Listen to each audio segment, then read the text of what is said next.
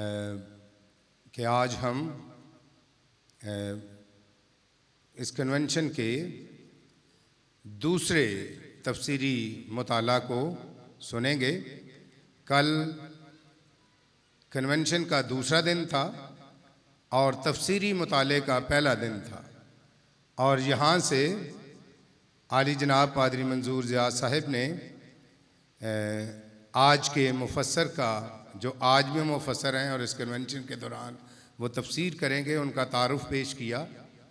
और उन्होंने कहा कि अगरचे मुझे डॉक्टर आर्थर जेम्स साहब के कदमों में बैठकर सीखने का मौका नहीं मिला, वो बाकायदा तौर पर सेमिनरी में उनके तालिब इल्म नहीं थे, वो थीसिस में उनके एडवाइज़र थे, लेकिन मैं समझता हूँ कि मेरे लिए ये बड़े एज़ाज़ और इस्तेहकाक की बात है कि मुझे आज के मुफस्सर और मुबश्शिर और राइटर के कदमों में बैठने, उनसे सीखने और उनका ख़ुसूसी प्यार और मोहब्बत जो है वो हासिल करने का शरफ़ हुआ है। आली जनाब डॉक्टर पादरी आर्थर जेम्स एक जानी पहचानी, न सिर्फ पाकिस्तान भर में, दुनिया भर में पाकिस्तान से खादमों में एक बड़ा नाम है डॉक्टर आर्थर जेम्स साहब का। वो आज के मुफस्सर हैं और खुदावंद के कलाम के गहरे भेदों को वो हमेशा बयान करने में खुशी महसूस करते रहे हैं। वो अपनी खिदमत के सारे सालों में, जब उनकी सेहत बड़ी अच्छी थी, खुदावंद के कलाम की गहरी बातों को पेश करना, लोगों को समझाना अपनी जिम्मेदारी समझते रहे हैं। और इसलिए सियालकोट कन्वेंशन की जनरल कमेटी ने जब मुकाशवा की किताब के लिए मुफस्सर चुनना था, तो इसके लिए सबसे माकूल और सबसे अहम जो नाम था वो डॉक्टर आर्थर जेम्स साहब का। एक बड़ा नाम और एक बड़ा मकाम, और खुदावंद का कलाम लेकर आपके सामने आएंगे आली जनाब डॉक्टर आर्थर जेम्स साहब। आप सबकी भरपूर तालियों में दिल खोल कर तालीम दें। डॉक्टर साहब।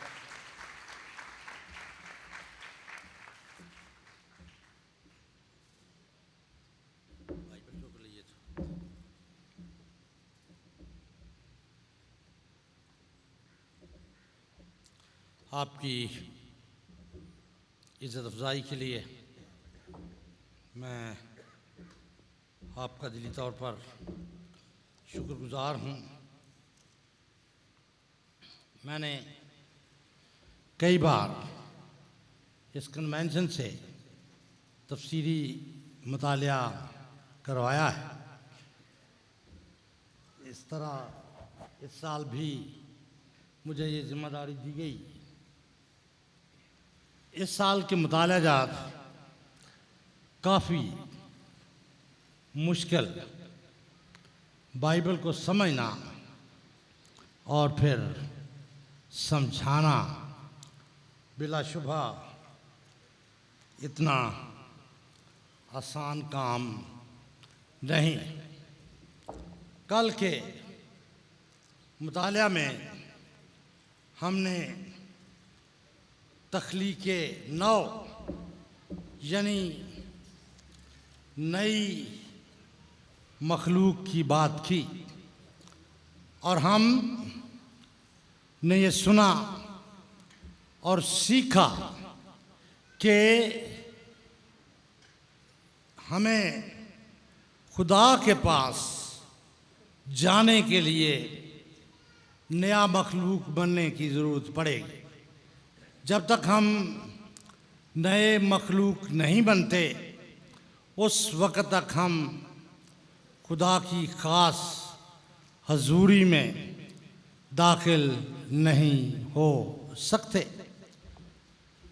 आपका कन्वेंशन में आना बिलाशुबा आपको आमादा करता कि आप खुदावन से दरख्वास्त करें कि आपको वो नए सिरे से पैदा करे, नए सिरे से पैदा होने के बगैर खुदा की बादशाहत में दाखिल होना मुमकिन नहीं। खुदा की रफ़ाकत हमें नहीं मिल सकती अगर हम नए सिरे से पैदा नहीं होते, या दूसरे लफ्ज़ों में अगर हमारी ज़िंदगी बदल कर खुदा के लायक नहीं होती तो हम खुदा के पास नहीं जा सकते। कल के मुतालिया में हमने इस बात को देखा। आज हम सिलसिलावार आगे जाएंगे और दूसरा मुतालिया करने की कोशिश करेंगे। इस दूसरे मुतालिया का मज़मून है नया यरूशलेम। नया यरूशलेम एक नए शहर की निशानदेही करता, एक नई जगह की निशानदेही करता, एक नए मकाम का इजहार है। इसलिए इस मुतालिया को सुनने से पहले ये बात जहन में रखना ज़रूरी है कि खुदा ने हमें अपने पास ले जाने के लिए नए सिरे से पैदा किया। हम खुदा का शुक्र करते हैं उसकी अजीम ज़ात के लिए। उसने सिर्फ हमें ही तैयार नहीं किया, लेकिन ये बात याद रखने की ज़रूरत है कि खुदा हमें कहाँ रखना चाहता है, कैसी जगह में रखना चाहता है। आज का मुतालिया इस बात को ज़ाहिर करता है। ये जगह नया यरूशलेम, नया शहर है, नई जगह, नया मकाम है जिसमें वो हमें ले जाएगा। मैं इस बात को खुशी से बयान करना चाहता हूँ कि हम खराफात में, किस्से कहानियों में नहीं पढ़ते, बल्कि हम हकीकत और सच्चाई के पैरोकार हैं।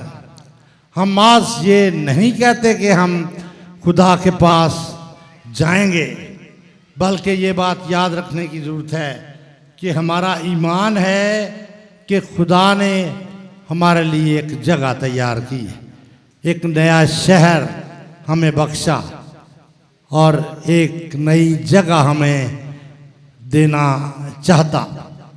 इसको मुकाशवा की किताब के आखिरी 2 अबवाब में नया यरूशलेम कहा गया। नया यरूशलेम उस नई जगह की निशानदेही है जिसमें खुदा हमें ले जाएगा, जिसमें खुदा हमें रखना चाहता। इसलिए इस बात को बगौर समझने की ज़रूरत है। खुदा ना करे कि इसे हम ना समझे और ना समझी में हम इस मकाम से, इस शहर से और इस जगह से महरूम हो जाएं।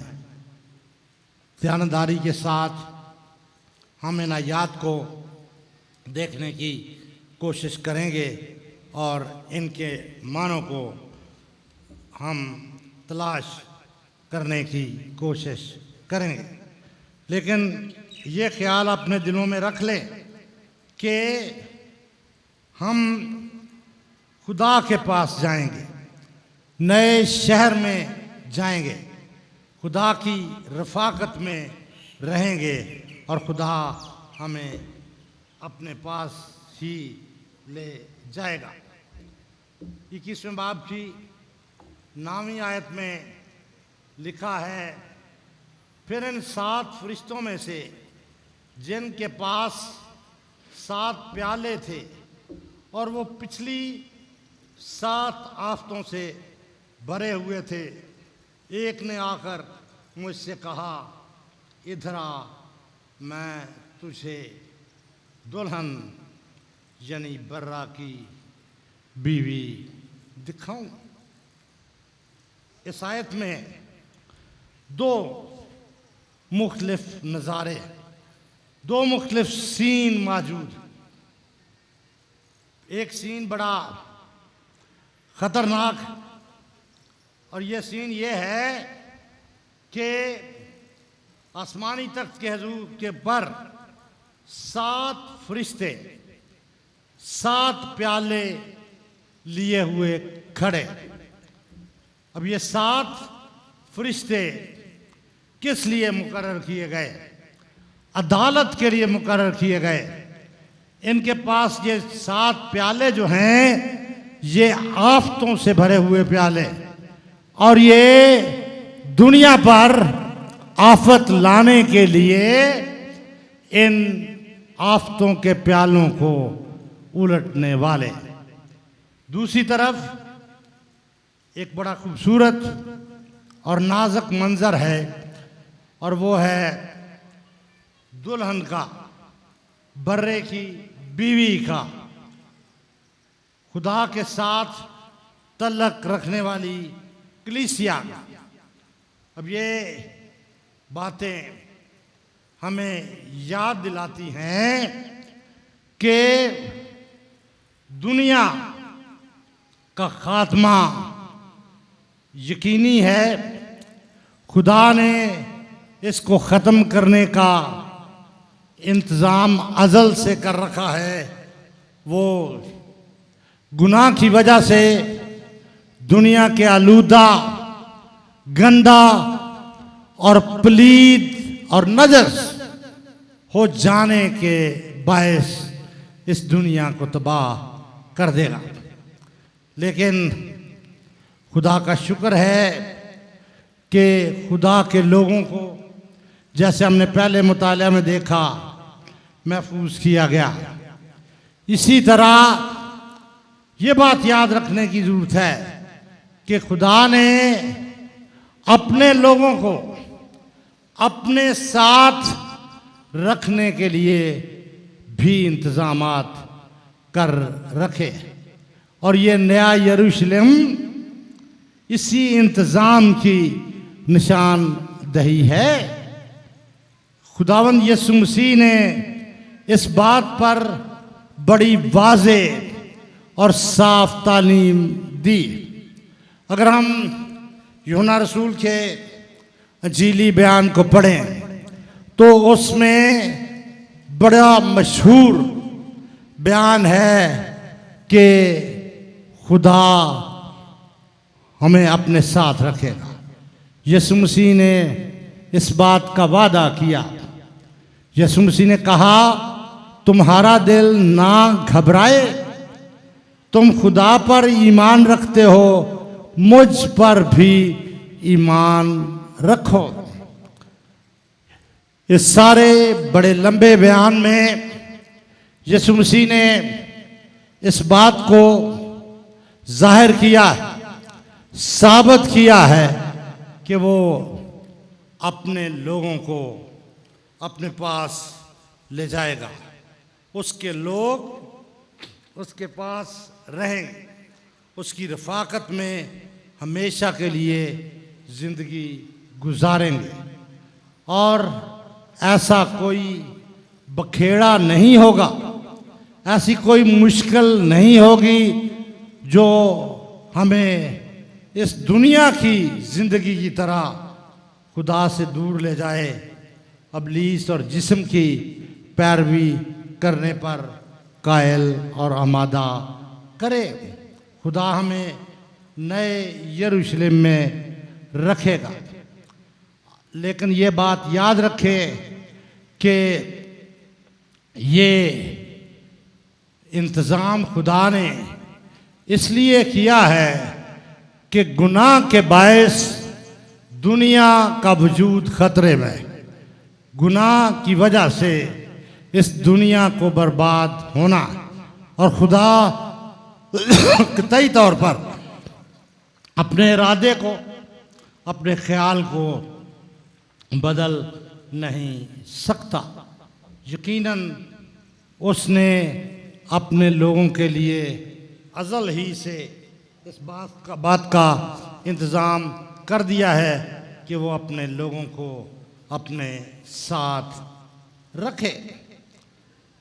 अब साथ रखने के लिए इस आयत में बड़ी खूबसूरत बात बयान की गई। दुल्हे और दुल्हन के रिश्ते से इस बात की निशानदेही की गई। दुनिया के तमाम तर रिश्तों में अहम तरीन रिश्ता मियाँ और बीवी का रिश्ता। मियाँ और बीवी कतई तौर पर एक दूसरे को छिपा नहीं सकते। उनकी ज़िंदगी उनके लिए खुली किताब की मानद होती। वो एक दूसरे को जिस्मानी और रूहानी नीज़ हर सतह पर अच्छी तरह जानते। वो खुदा के इंतहाई करीब। यहाँ पर कलीसिया को दुल्हन कहा गया और कलीसिया का दुल्हन कहलाना इस अमर की दलील है कि कलीसिया खुदा के नज़दीक तरीन। खुदा कलीसिया को पूरे तौर पर जानता और कलीसिया खुदा को पूरे तौर पर जानती। उनमें कोई फासला नहीं। जिस तरह मियाँ बीवी बाहम इकट्ठे रहते हैं, इसी तरह खुदा के लोग खुदा के साथ इकट्ठे रहेंगे। उनमें कोई पर्दा नहीं होगा, कोई राज नहीं होगा। वो दोनों एक दूसरे को अच्छी तरह से जानेंगे। अब यहाँ पर इस बात की मिसालें दर्ज और तजर्बात ये ज़ाहिर करते हैं कि खुदा के लोग किस तरह खुदा के साथ होंगे। हमने पुराने अहदनामे से मूसा और एलिया खुदा के हजूर से आते देखा। वो सर से पांव तक का जामा पहने हुए थे। उनके चेहरे रोशन थे और उनसे नूर बरस रहा था। जब मूसा ने खुदा को जलती हुई झाड़ी में देखा तो बाइबल के मुसन्निफीन इस मंजर का रिकॉर्ड करते हुए लिखते हैं कि मूसा का चेहरा चमक रहा था। मूसा के चेहरे पर खुदा का जलाल ठहर गया था। वो उससे रोशन था। और अगर हम इस वाक़े की तफसील को देखें तो शायद इंसान जिन्होंने मूसा को देखा, वो नबी और वली जिन्होंने उसका मुशाहदा किया, वो बिलाशुबहा डर गए और मूसा को अपने चेहरे पर निकाब लेना पड़ा। खुदा का नूर अगरचे रोशन करता, लेकिन ये बात याद रखें, इसमें डर भी कसरत से मौजूद है। और ये बात हमें खुदावंद यीशु मसीह की ज़ात में नज़र आती। सऊल, जिसका दूसरा नाम पालूस भी था, उसने दमिश्क की शारा पर जिंदा मसीह को देखा और मसीह को देखने के बाद उसकी आंखें चुधिया गई। वो उस पर नज़र ना कर सका, वो अंधा हो गया। खुदा के जलाल में बेपनाह कुदरत और कुव्वत मौजूद है। पालूस उस वक़्त तक देख ना सका जब तक हननिया नबी ने उसके लिए दुआ ना की। उसने दुआ की और वो फिर से ठीक तौर पर देखने लगा। उसने यीशु मसीह को पहचान लिया और करंथियों के पहले खत में पौलुस रसूल ने इस बात की निशानदही की कि जिस तरह मसीह खुदावन ने मुझे पहचाना और कहा, ऐ साउल क्यों तू मुझे सिताता है, उसने मुझे नाम से पहचान लिया। वो कहता है कि इसी तरह हम सब नाम बनाम पहचाने जाएंगे। ये हमारा बहुत बड़ा इस्तेहकाक, हमारे लिए बड़ी बख्शिश है।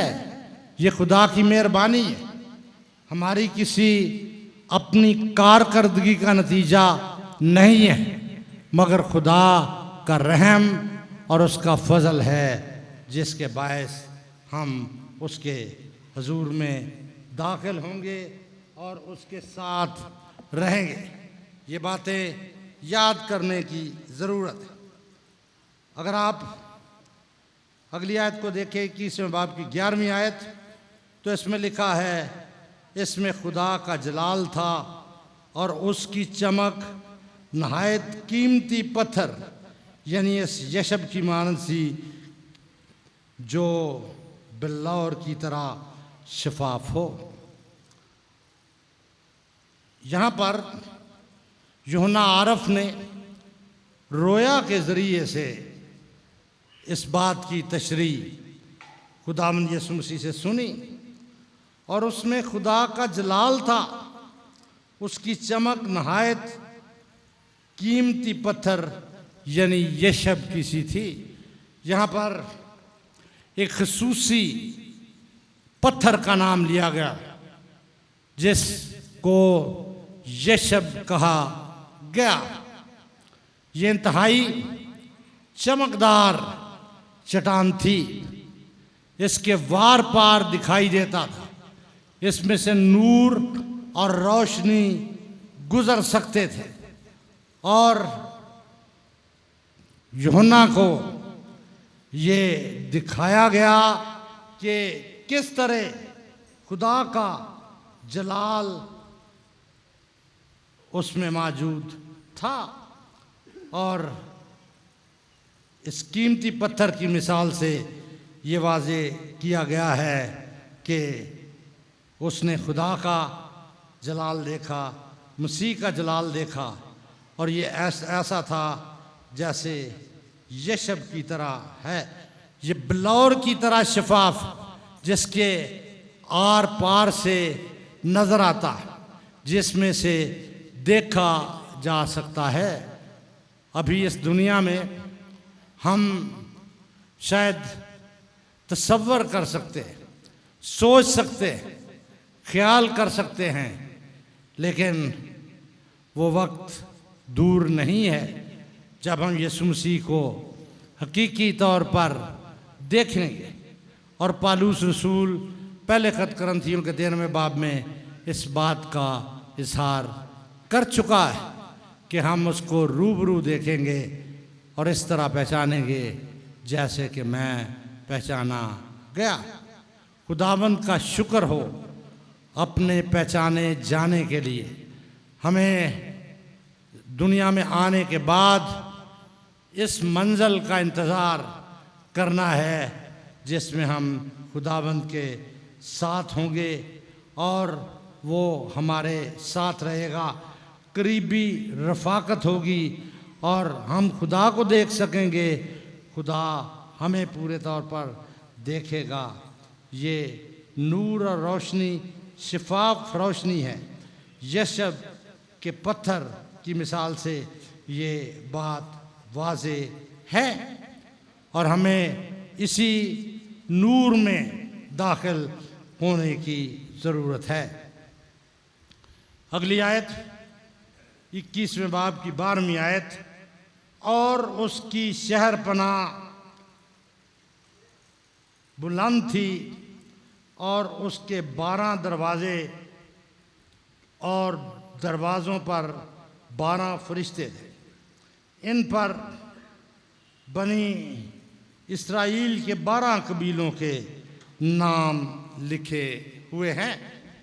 ये बात वाज़े की गई कि ये क्या और यहाँ पर मैं ये बात करता चलूँ कि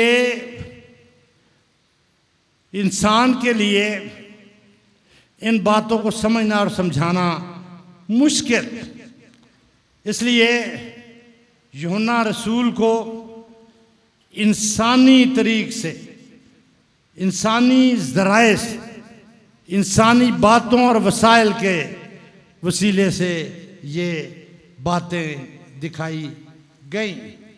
यहाँ पर शहर पनाह की बात, यहाँ पर 12 दरवाज़ों की बात है और 12 दरवाज़ों पर इस्राईल के 12 कबीलों के नाम लिखे हुए होने का जिक्र। ये 3 अहम हकीकतें मुकाशवा की किताब के 21वें बाब के मुताबिक हमारे पास। मैंने आपसे अर्ज़ किया कि खुदा ने ये भेद खोलने के लिए इंसानी ज़ुबान, इंसानी चीज़ों का इस्तेमाल किया ताकि यूहन्ना इसको समझ सके और यूहन्ना के वसीले से दूसरे इसको ठीक तौर पर समझ पाए। अब जब हम आसमानी जगह की बात करते, आसमानी यरूशलेम में रहने की सोच रखते हैं तो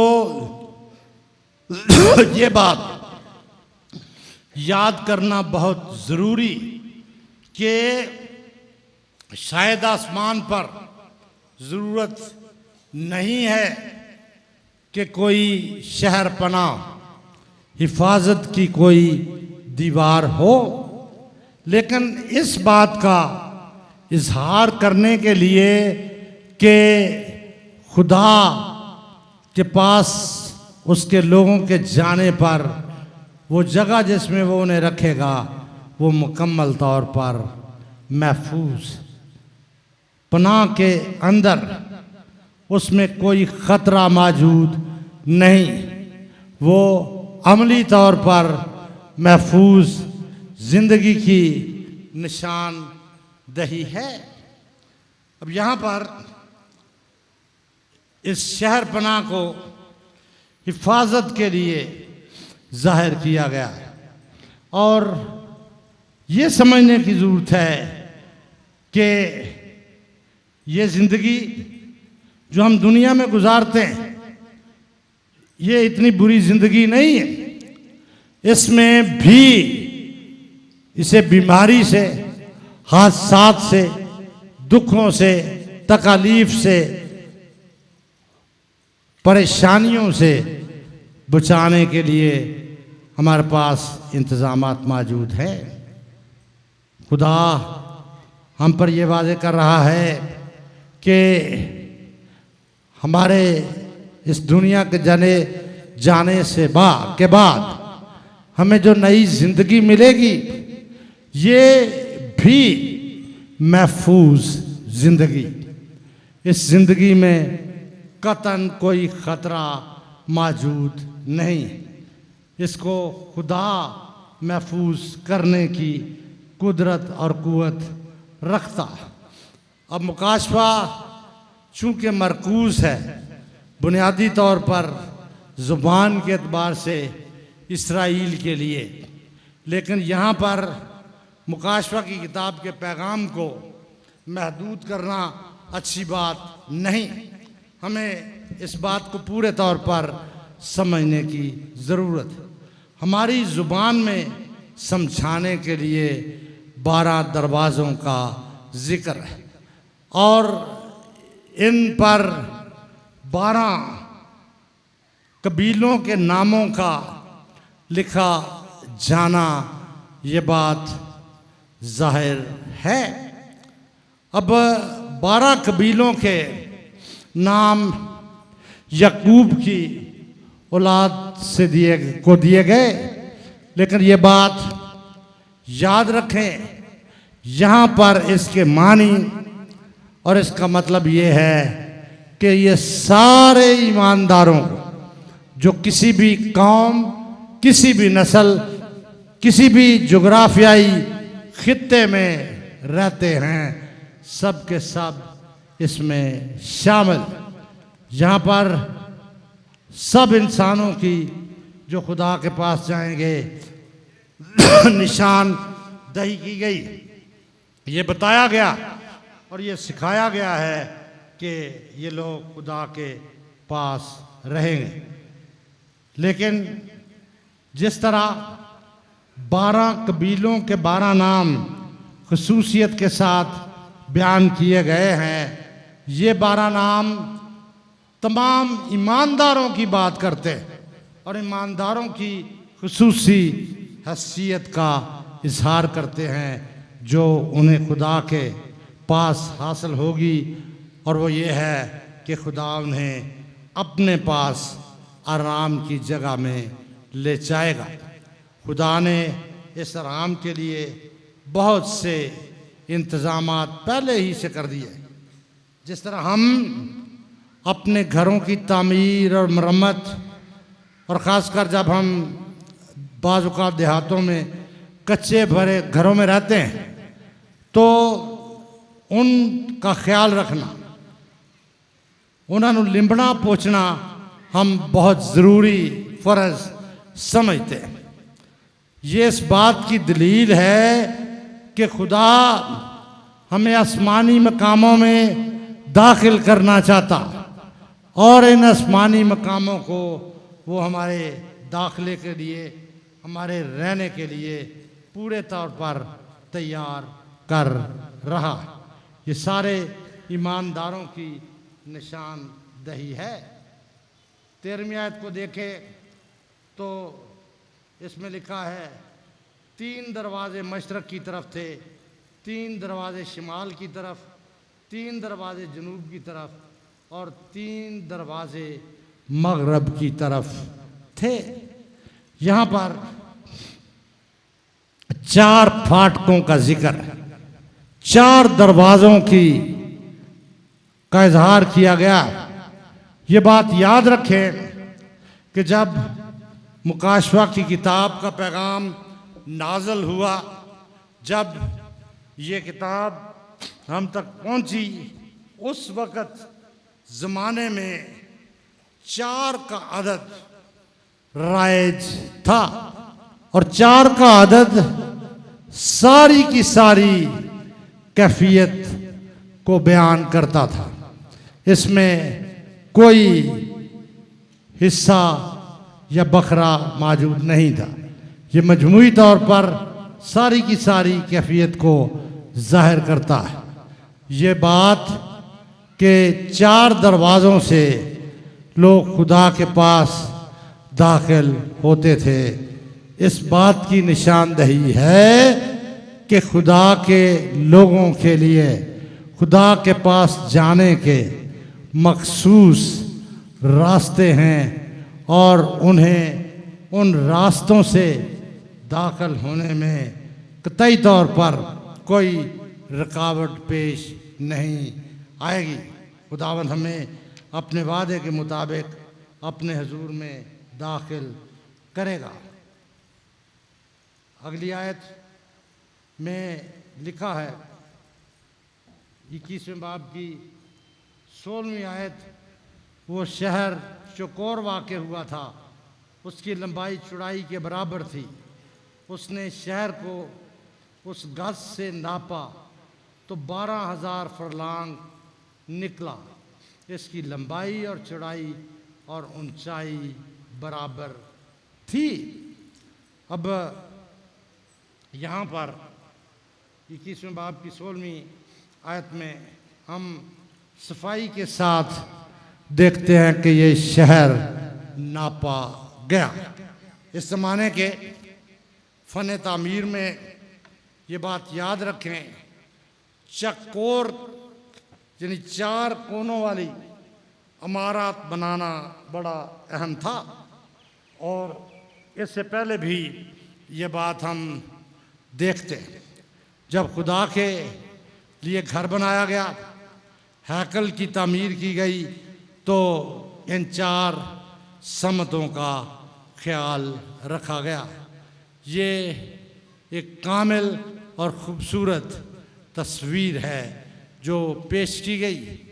इस बात को ज़ाहिर करती है कि जिस जगह पर खुदा हमें रखेगा वो खूबसूरत है, दिलकश है, इसमें बड़ी कशिश है और खुदा हमें इसमें रखेगा।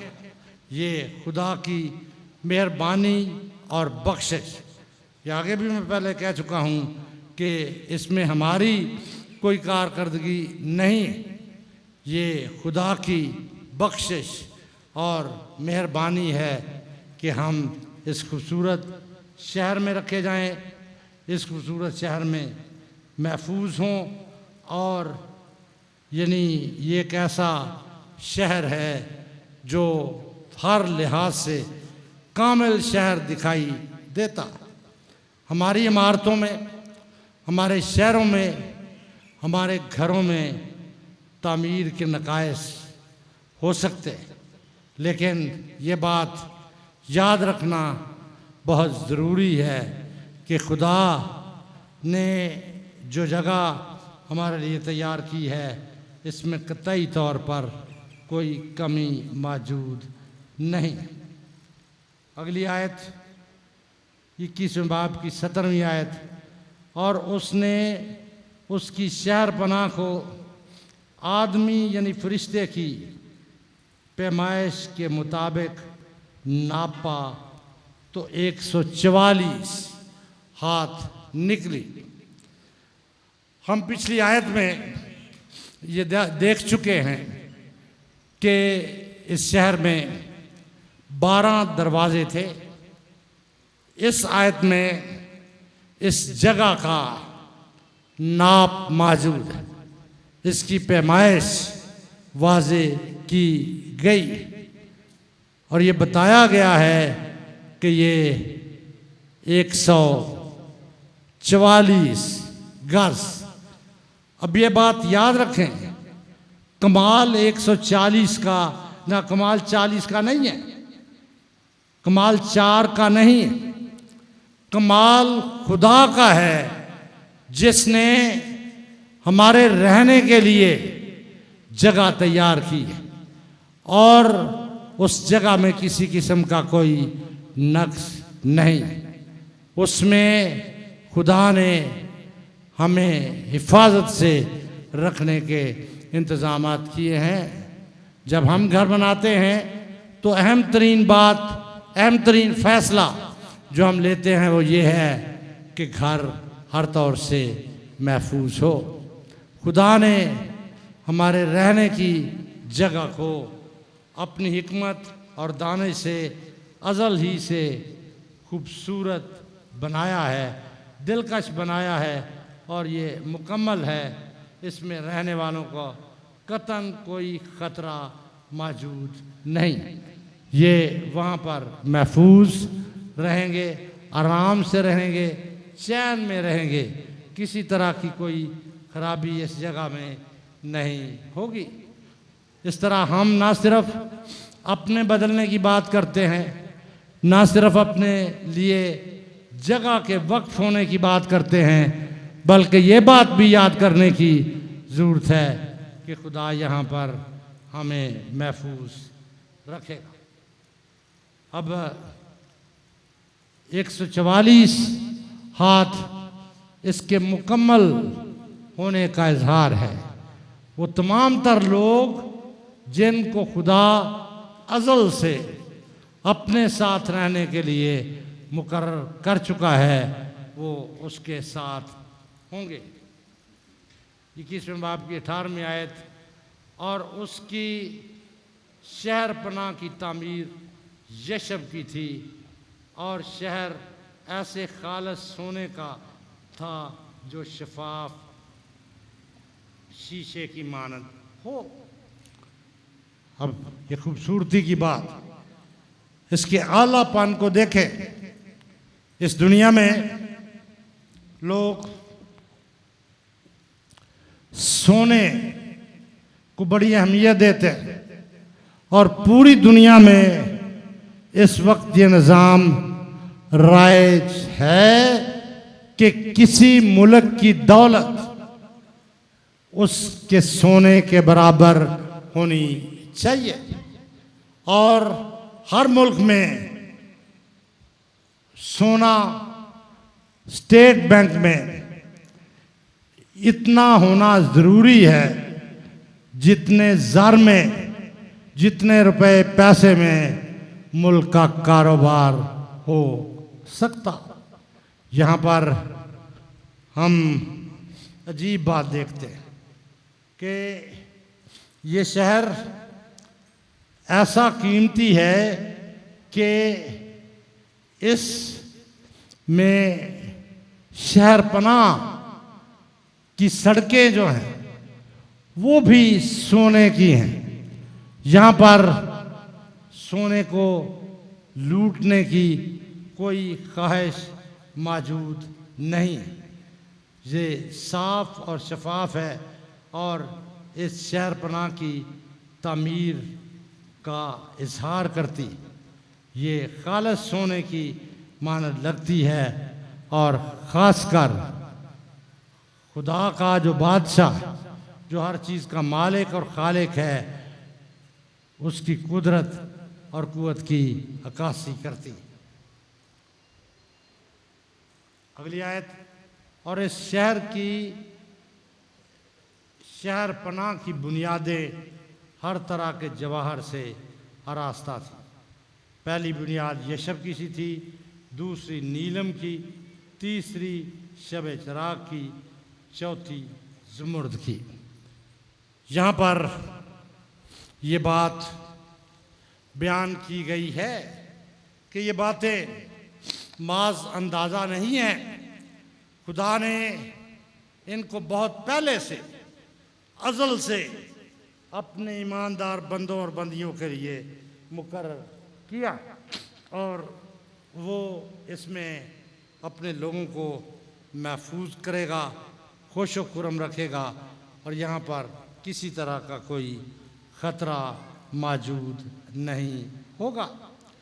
अब इसकी मजबूती का इजहार इस आयत में किया गया और 4 कीमती पत्थरों की बात यहाँ पर की गई है जो इस शहर पनाह की बुनियाद में मौजूद हैं और इसको इतना महफूज बनाते हैं कि इसको ख़राब करना किसी भी इंसान के या अबलीस के इख्तियार में नहीं। ये नापा गया तो 144 हाथ निकला। इसकी ऊंचाई और लंबाई बराबर है।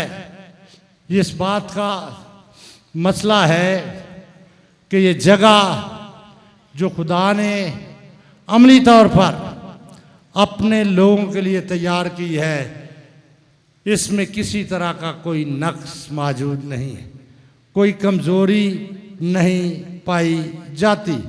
ये खूबसूरत है, मजबूत है और रहने वालों को महफूज करने की कुदरत और कुव्वत से फैज़याब करती है।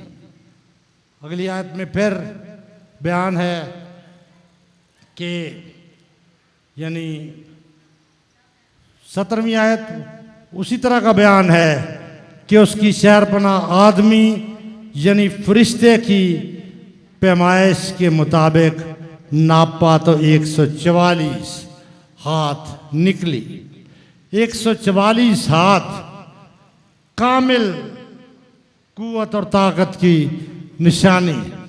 12 कामलियत का अदद है और 144 12 से 12 को ज़रब देते हैं तो ये निकलता है 144 और ये कामिल के कामिल होने की निशानी।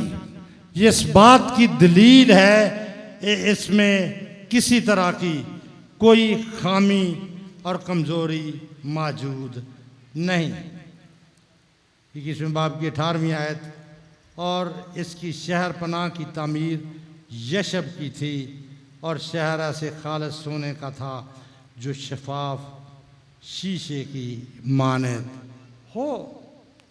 यहाँ पर फिर इसी बात का बयान है कि शहर पनाह की तामीर यशब की थी। ये मैं पहले भी बता चुका हूँ, यशब एक कीमती पत्थर था, एक कीमती पत्थर है जिसके आर पार देखा जा सकता है, जो चमकता है, जिसके अंदर से रोशनी आर पार जा सकती।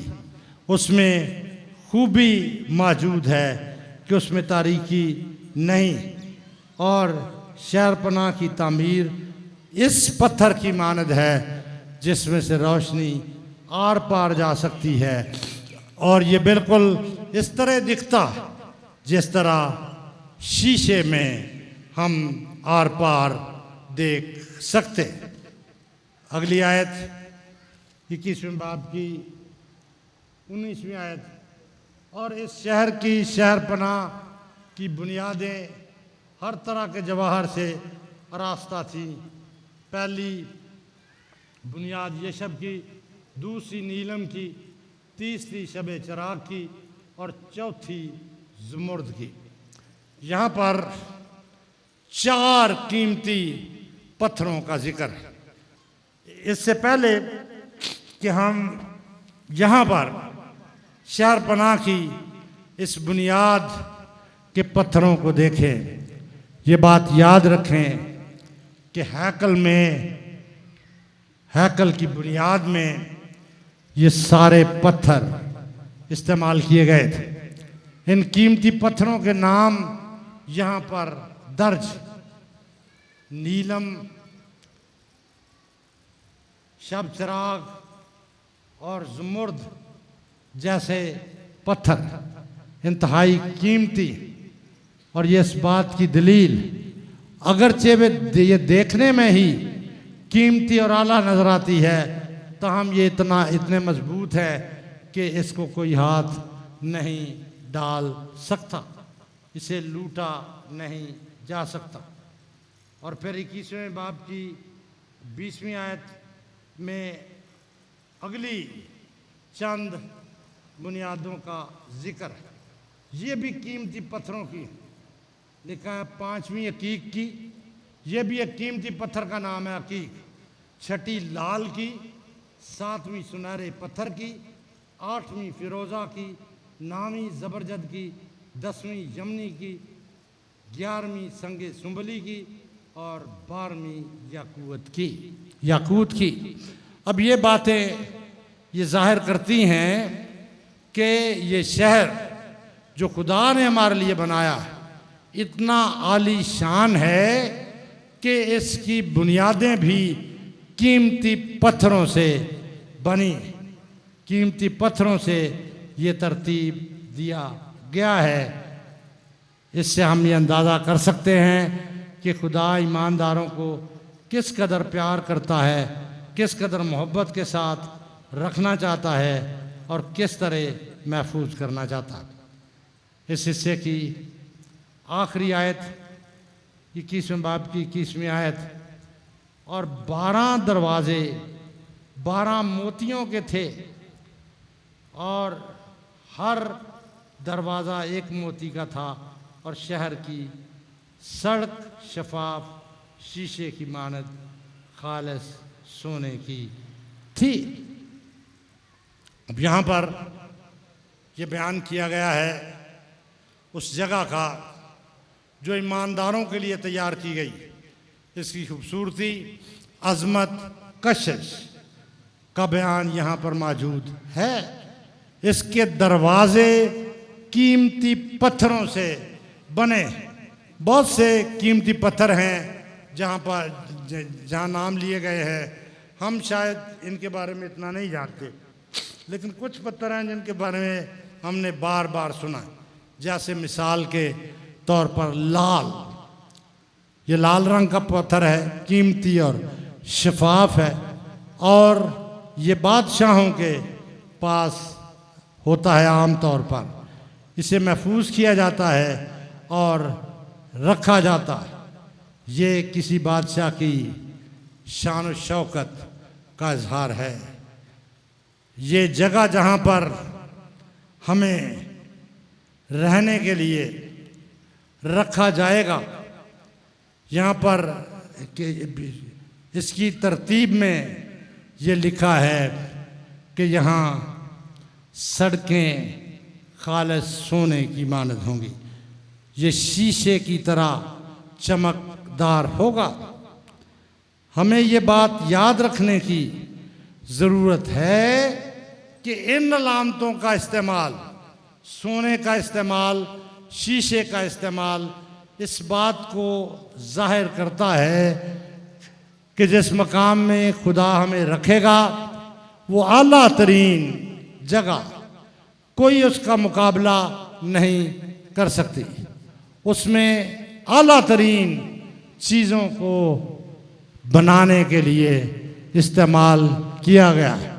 बनाने वाला खुदा है। और मैं इख्तिसार के साथ ये कहना पसंद करूँगा कि कोई शख्स खुदा की तामीर का मुकाबला नहीं कर सकता। अब आप ज़मीन और आसमान को देखें, खुदा ने इसे बनाया। कोई शख्स आसमान और ज़मीन के बराबर कोई चीज़ बना नहीं सका। खुदा की तामीर बड़ी आला पैमाने की तामीर है। खुदा हमसे बहुत मोहब्बत रखता है, आला तौर पर हमसे मोहब्बत करता है और वह हमें हमेशा के लिए अपने साथ रखने के लिए खूबसूरत तरीन और आला तरीन जगह का इंतज़ाम कर चुका है और वो हमें इसी में रखेगा। हमें साबित कदमी से खुदा के हजूर चलते हुए इस जगह को पाने की कोशिश में रहना चाहिए। खुदावंद आप सबको इस कलाम के वसीले से बरकत बख्शे। आमीन। Thank you.